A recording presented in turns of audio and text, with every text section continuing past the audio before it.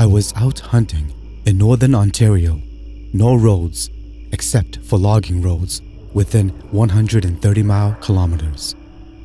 I was late on the bear season, so no one was out hunting in my quadrant.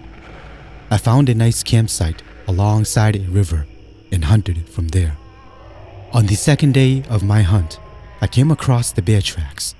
I tracked it for about 2 hours and then turned around.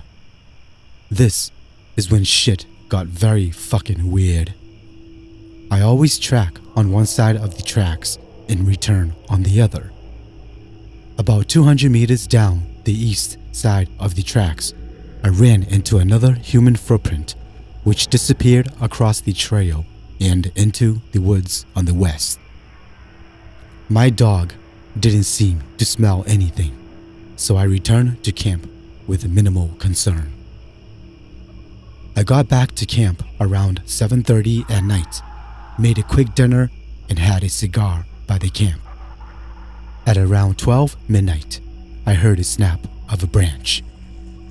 After hunting for 20 years, only two things snap branches: bears and humans.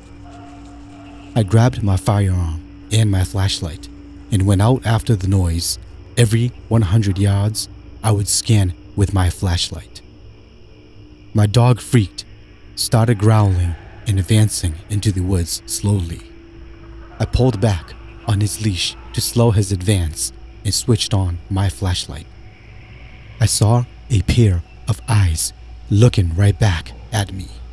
It stared for about 5 seconds and then disappeared into the woods. On the walk back, I felt anxious, scared, and uncomfortable. I could feel someone watching me. The next night, the same thing happened. My dog went wild.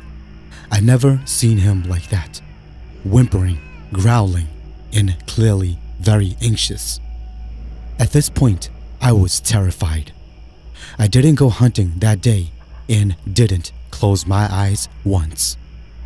That night, I sat up with my flashlight, constantly scanning the tree line. I guess I dozed off around 1 and woke again at 3. I was sweating, confused, and very scared. I scanned the forest, and just barely visible about 25 yards in the forest, there was a man and his dog. He was looking right at me. I got within 10 feet and saw him. He looked awfully disheveled and stank.